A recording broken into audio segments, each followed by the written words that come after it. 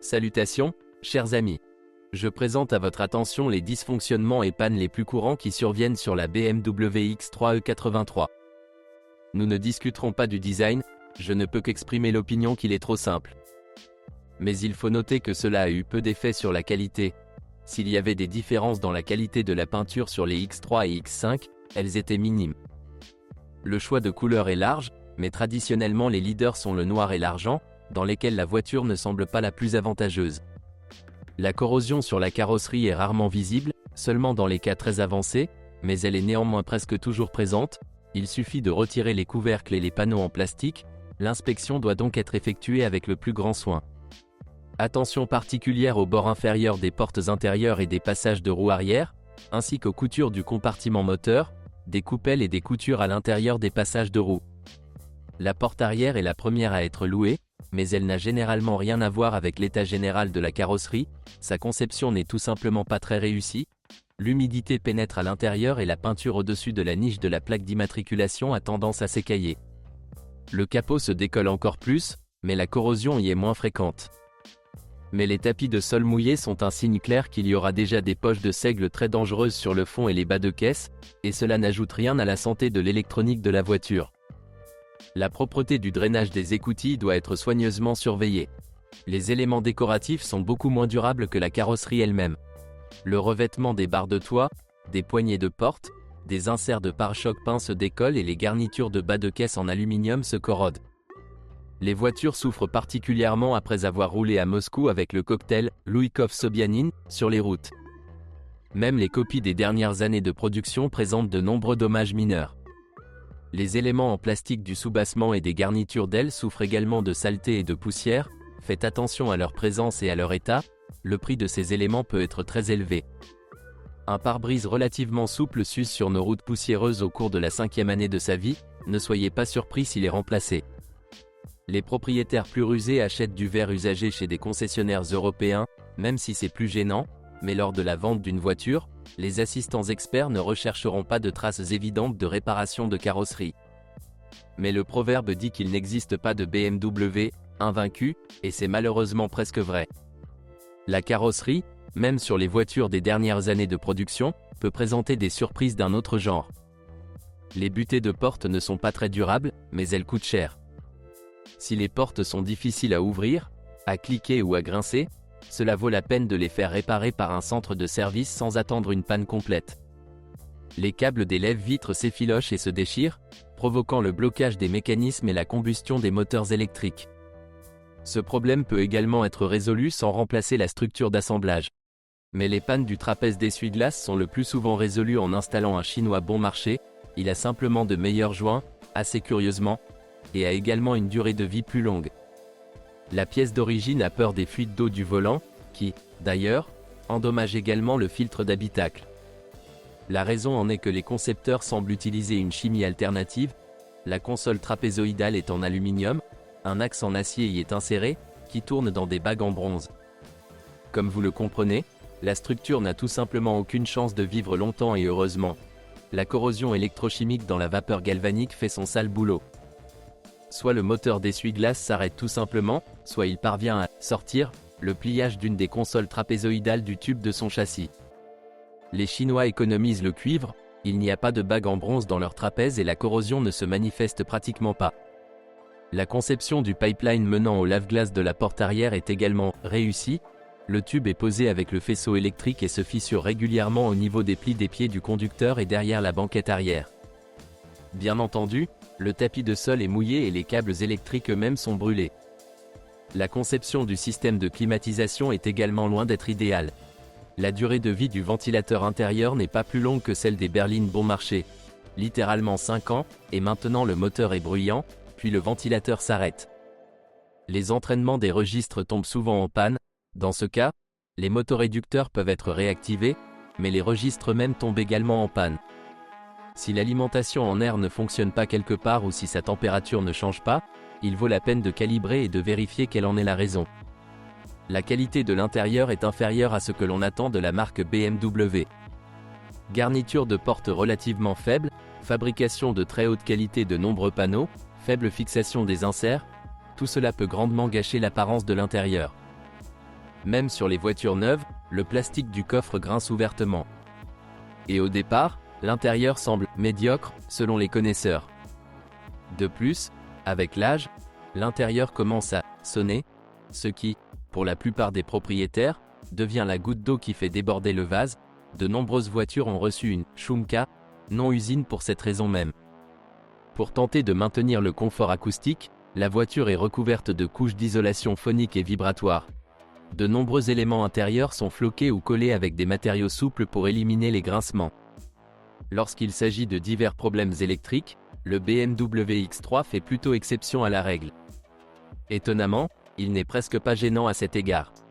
Des dysfonctionnements surviennent inévitablement, mais ils peuvent être facilement résolus et même peu coûteux. Il existe peu d'unités électroniques et elles sont plus simples que celles des modèles plus anciens. Il y a donc moins d'options de personnalisation et moins de bugs. Si vous surveillez l'étanchéité des boîtiers électriques dans le compartiment moteur et que l'équipement n'est pas trop riche, c'est-à-dire qu'il n'y a pas beaucoup d'équipement intérieur, alors il y a très peu de pannes. Les problèmes de ressources avec les ventilateurs de radiateurs sont résolus en remplaçant les roulements ou les ensembles ventilateurs. Heureusement, la durée de vie de ces éléments est généralement encore plus longue que la durée de vie du ventilateur de chauffage. Le gonflement des rétroviseurs électrochromatiques est, en général, un problème typique de notre climat, et les pannes de l'électronique intérieure sont rares. La plainte la plus courante concerne l'unité de commande ESP du conducteur, elle est souvent inondée d'eau et sa conception n'est pas scellée. Le chauffage électrique du volant et des sièges n'est ici pas très fiable et entraîne également souvent des lésions cutanées. Parfois, le capteur de présence d'un passager sur les sièges avant tombe également en panne. Les phares n'ont pas une bonne étanchéité, mais ils tombent rarement en panne et il y a de nouvelles lunettes en vente, donc tout peut être restauré. Parmi les différentes unités électroniques, la direction assistée servotronique est peut-être la leader en termes de nombre de pannes après le système multimédia. Le bloc commutateur de colonne de direction dispose simplement d'une ressource limitée, nécessitant généralement un remplacement tous les 4 à 5 ans, mais son prix est très bas par rapport aux standards de la marque. La durée de vie du moteur électrique et de la boîte de vitesse servocommandée de la boîte de transfert est également très courte, les engrenages y grincent simplement, mais tous ces problèmes peuvent désormais être résolus simplement et à peu de frais si vous contactez le service approprié. À cet égard, le X3 est généralement un modèle, y compris pour les autres BMW. Les freins sont non seulement bien réglés et efficaces, mais également fiables. Durée de vie constamment élevée des disques et plaquettes, conduite de freins fiables, bloc ABS solide. Et le prix des composants d'origine du système de freinage est plus que raisonnable. Vous n'avez pas à vous soucier de sélectionner des analogues.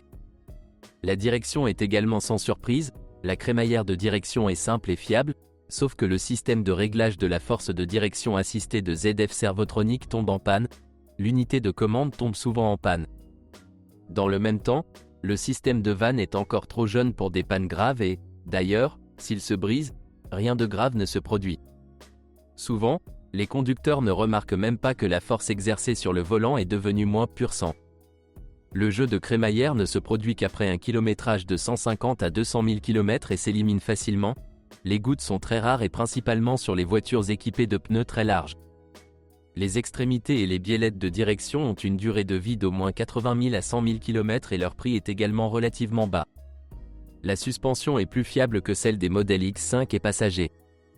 Les leviers sont en majorité en acier, les blocs silencieux sont remplacés séparément, tout comme les rotules. La ressource dépend grandement du style de fonctionnement, mais lors de la conduite principalement en ville, la suspension est extrêmement fiable.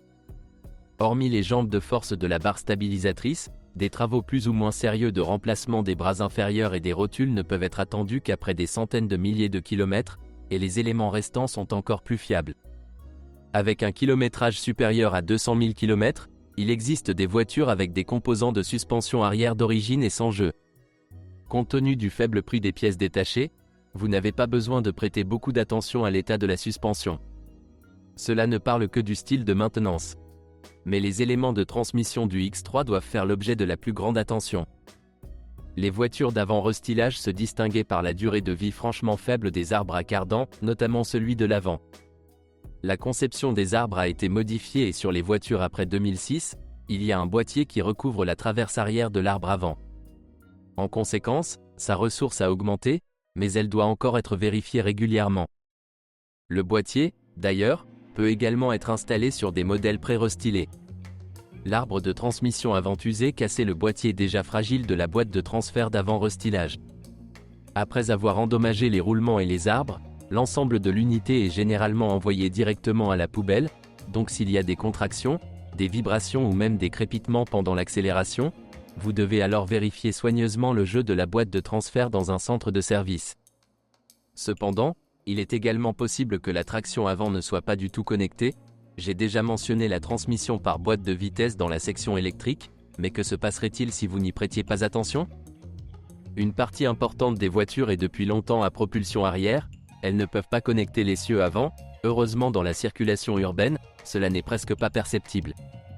Auparavant, il remplaçait l'intégralité du servomoteur, mais désormais, vous pouvez simplement acheter un jeu d'engrenages et les remplacer dans un centre de service, ce qui est beaucoup moins cher.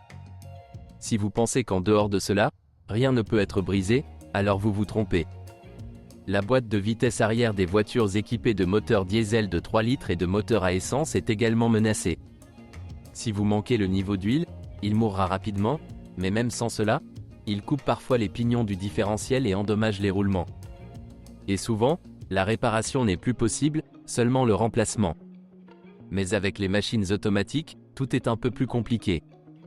Avant le restylage de 2006, presque toutes les voitures étaient équipées de boîtes de vitesse à 5 vitesses fabriquées par GM de la série 5L40E. Mais bref, le design de la boîte n'aime pas les régimes moteurs élevés, l'huile sale et la surchauffe.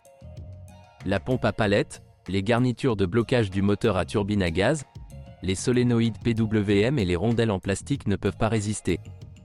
Si vous changez fréquemment l'huile, la boîte de vitesse fonctionne bien, avec une durée de vie de plus de 250 000 km jusqu'à la première révision avec remplacement des garnitures de turbine à gaz et du pack d'embrayage, drive.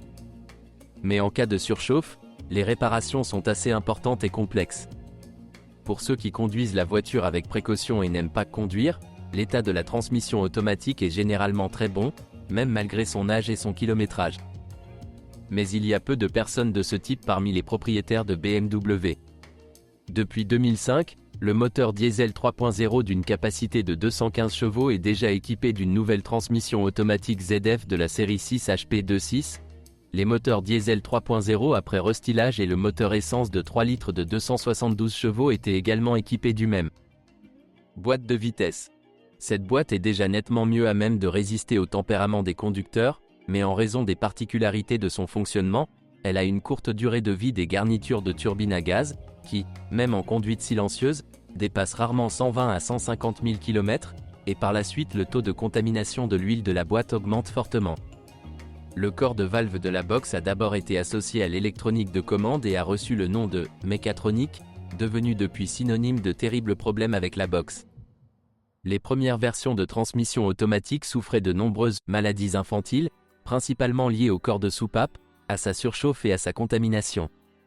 Les principaux problèmes de cette transmission automatique sont associés à une réparation intempestive du moteur à turbine à gaz, à des pannes de la même mécatronique, et aux vibrations de l'arbre dues à l'augmentation des jeux des bagues et à la chute de pression. Avec des vidanges d'huile fréquentes et un style de conduite prudent, la boîte de vitesse a une durée de vie assez décente, mais pour la plupart des conducteurs, elle nécessitera des réparations déjà à un kilométrage de 150 000 km, et si elle est retardée, les 40 à 50 000 km supplémentaires peuvent coûtera très cher, et la réparation deviendra en or. Les boîtes de la série ZF6 HP19, installées sur des voitures restylées équipées de moteurs 2.0 diesel et essence, ne sont essentiellement pas différentes des 6 HP26. Il y a les mêmes problèmes, les mêmes caractéristiques dans les réparations, sauf qu'il y a moins de maladies infantiles, et que la durée de vie du moteur à turbine à gaz est légèrement plus longue.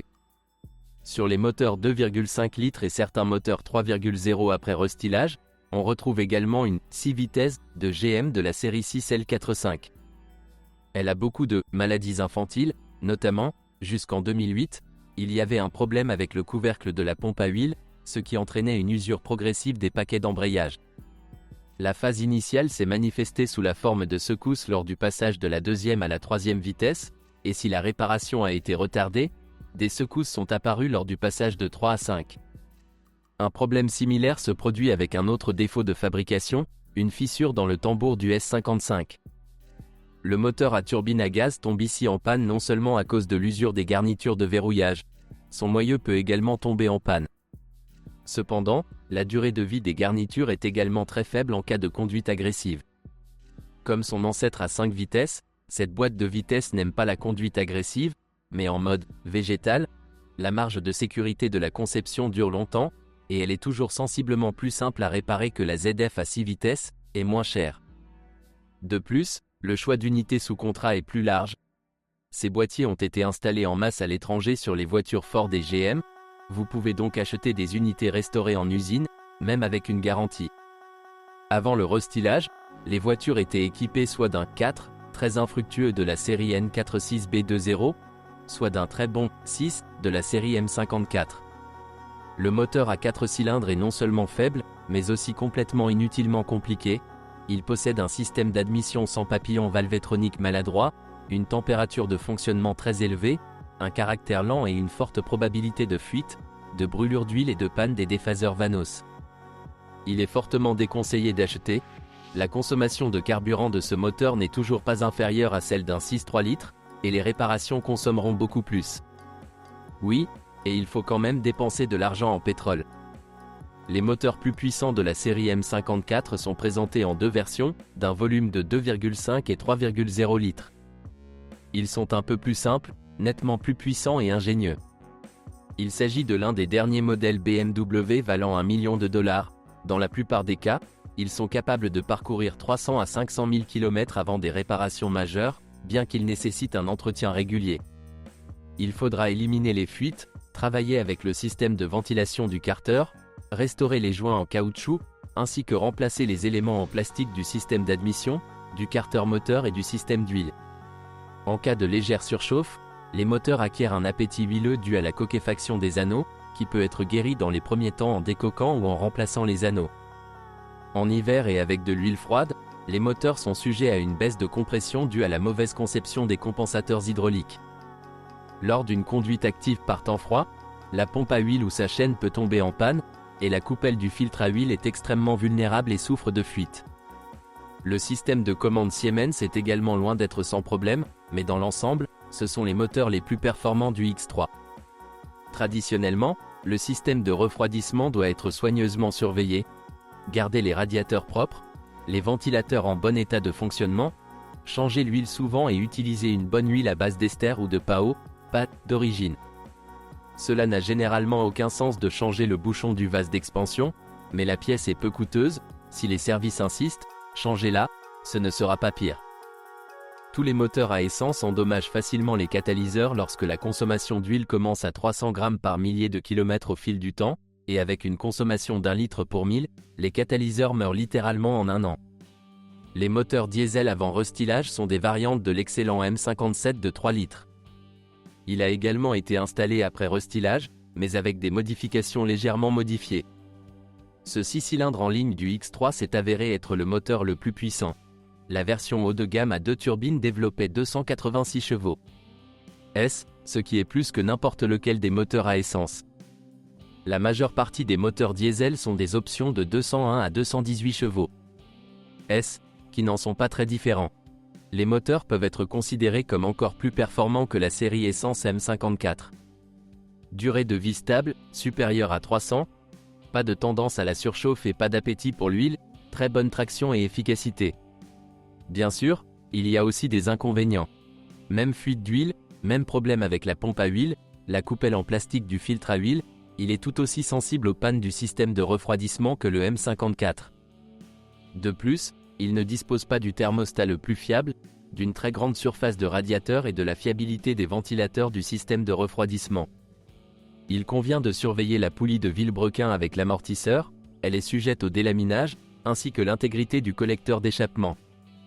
Cette dernière se fissure souvent et les fragments endommagent la turbine, et si vous n'avez pas de chance, alors le groupe piston. Il existe quelques maladies typiques du diesel. Les pompes d'injection et les injecteurs sont sensibles à la qualité du carburant, les bougies de préchauffage ne sont pas fiables et peuvent également endommager le calculateur de préchauffage. La vanne EGR nécessite un entretien tous les 50 à 60 000 km et la turbine à géométrie variable nécessite également nettoyage et réglage du système de contrôle. Dans le cas du chip tuning, la température de combustion autorisée est souvent dépassée. En conséquence, la durée de vie de la culasse est fortement réduite, des fissures y apparaissent, tout comme les soupapes et les pistons. Si le logiciel de contrôle n'est pas standard, vérifiez l'étanchéité du système de refroidissement, si les gaz d'échappement traversent les fissures de la culasse. Les moteurs diesel plus jeunes, d'un volume de 2,0 litres avant restylage sont représentés par la série M47TUD20, qui connaît également un grand succès. Les problèmes sérieux incluent des pannes fréquentes du moteur de l'ECU. Sinon, il s'agit d'une copie plus petite du M57, avec exactement les mêmes caractéristiques et difficultés, ajustées pour la réduction du nombre de cylindres. La durée de vie est souvent inférieure à 150 000 à 180 000 km, mais la chaîne est traditionnellement située ici, sur la paroi avant du moteur, et son remplacement n'est pas particulièrement difficile. Après le restylage, le nombre de moteurs à succès a sensiblement diminué. La série M54, très réussie, a été remplacée par le M52, beaucoup plus problématique et complexe, et les moteurs diesel M47 ont été remplacés par le N47 et l'Aluzy, dont la conception n'en diffère pas pour le mieux. Et tous les moteurs avaient assez de « maladies infantiles ». Les 6 cylindres en ligne N52 ne ressemblent qu'à première vue au modèle classique. Les principales différences sont la présence d'une admission sans papillon Valvetronic 2, d'un système de refroidissement avec pompe électrique et d'une température de fonctionnement sensiblement plus élevée. Le bloc cylindre est moulé en alliage de magnésium, avec des chemises de cylindre utilisant la technologie Alisil. À tous les problèmes de ses prédécesseurs, de nouveaux se sont ajoutés. La tendance à la coquefaction a augmenté, en particulier dans la version 2,5 litres. Elle possède un groupe de pistons franchement infructueux. Les moteurs 3.0 à cet égard ne sont que légèrement pires que leurs prédécesseurs. Ne cherchez pas la jauge d'huile, ces moteurs ont un capteur de niveau électronique, et ils tombent parfois en panne, ce qui, combiné à un appétit pour l'huile, conduit très souvent à une panne moteur. Les pannes du système de refroidissement se produisent désormais plus fréquemment, des températures de fonctionnement plus élevées contribuent au vieillissement précoce des tuyaux en caoutchouc et des pièces en plastique, et la pompe électrique est moins fiable que la conception classique à entraînement par courroie. Le bloc est moins rigide, et le revêtement en Aluzy ne tolère plus la perte de mobilité des segments de piston et s'abîme facilement, contrairement aux chemises en fonte de son prédécesseur. Par conséquent, tout « mangeur de beurre » doit être immédiatement éliminé. Laissez la déclaration « Les BMW mangent toujours du beurre » pour un livre d'histoire. Une perte stable de plus de 200 à 300 grammes par 1000 km indique la nécessité d'une intervention urgente. Dans le même temps, les pertes d'huile à travers les joints de soupape et le système de ventilation sont sensiblement plus importantes. Les éléments en caoutchouc vieillissent rapidement en raison des températures élevées et doivent littéralement être changés tous les 3 ans. Un réglage léger peut aider en remplaçant le thermostat et en reconfigurant l'ECU à une température de fonctionnement plus basse, mais la marge de sécurité sensiblement plus petite du piston fait toujours de ces moteurs un achat sensiblement plus risqué. Le moteur 2,5 restylé devrait être complètement abandonné sans remplacer le groupe de pistons. Il est fondamentalement incapable de fonctionner normalement. Après 100 à 120 000 km, il est presque toujours candidat à une révision avec une consommation d'huile supérieure à 1 litre par 1000 km. Les problèmes avec les catalyseurs s'aggravent et un catalyseur endommagé peut achever l'Aluzy délicat des cylindres. Les nouveaux moteurs diesel de la série N47 nous ont également plu. Ici, les problèmes sont d'une nature complètement différente. La conception de la courroie de distribution a échoué. La chaîne a été déplacée côté volant moteur, nécessitant la dépose du moteur pour son remplacement. Mais l'unité était mal calculée et sa durée de vie s'est avérée indécemment faible. La chaîne a commencé à gazouiller et même à sauter pendant des courses allant jusqu'à 100 à 100 000 km et n'a parfois pas atteint 70. Les conséquences d'un saut sont les plus graves, notamment l'arrachement des plaques de soupape et la destruction du moteur. Si vous achetez une voiture avec un tel moteur, vérifiez si la courroie de distribution a été remplacée.